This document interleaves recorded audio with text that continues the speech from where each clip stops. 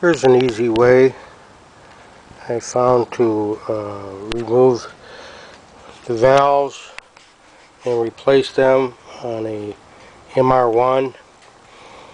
I made this tray and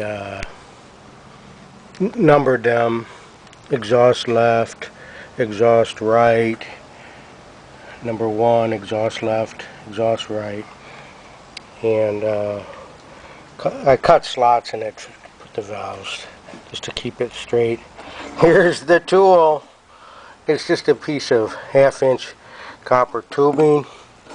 I cut these ends here with a hacksaw, and this part I had a 4-inch cutoff wheel in my grinder, and I just cut in there a little ways, and then I grabbed it with some channel locks and busted it through.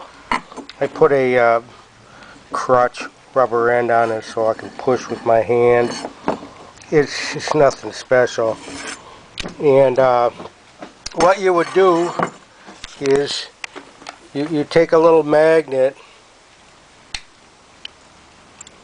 and get this cover off, and there's the little window, so I put it on there.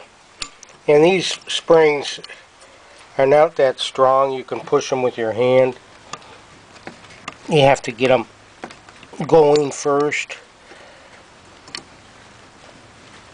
There, like that. And then you can reach in with that little magnet and get the keepers. So there's the keepers.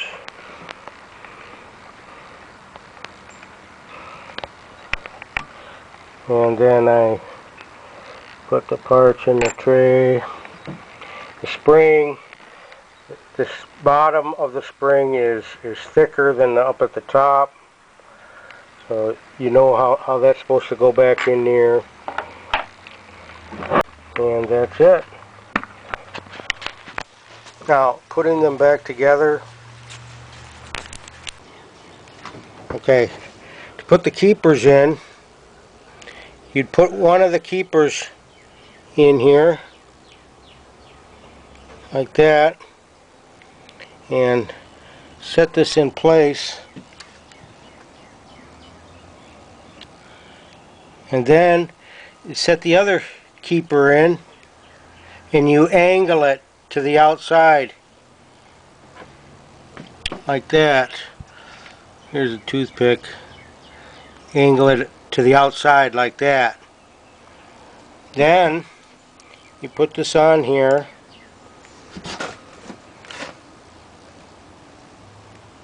and there, like that. So if you angle it out that way a little bit, and then push the spring down, and then use the toothpick to press it down into place. Just to let you know, the copper tube had a bow in it before I made the tool. I didn't bother to straighten it out. It works good because the springs are easy to compress. The rubber end for the crutch, you can get that at Ace Hardware.